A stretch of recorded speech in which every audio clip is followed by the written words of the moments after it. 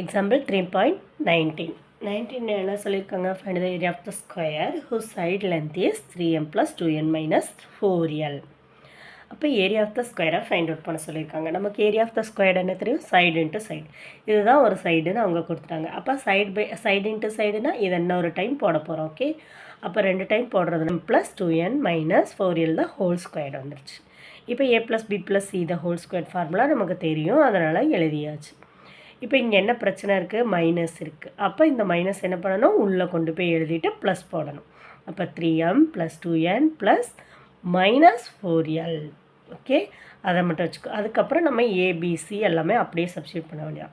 ஏக்கு பதில் 3m, பிக்கு பதில் 2n, சிக்கு பதில் minus 4l.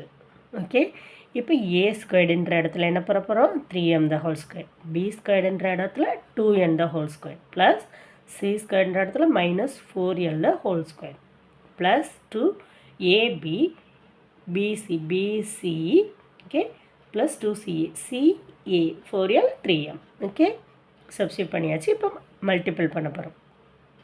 3 the square 9m square, 2 square 4n square, 4 square 16l square. இங்கே வந்து மைனஸ் ஸ்கொயர் பண்ணுறதுனால ப்ளஸ் ஆயிரும்.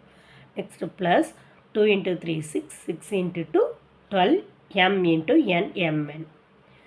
மைனஸ் எங்கே இருக்கீங்க? மைனஸ் இருக்குது, அதனால் minus 2 into 2 4, 4 into 4 16 ln. Okay, அடுத்து நெக்ஸ்ட்டும் மைனஸ், ஏன்னா உள்ள ஒரு மைனஸ் இருக்கிறதுனால அந்த மைனஸை வெளியில் கொண்டு வந்து எழுதியாச்சு.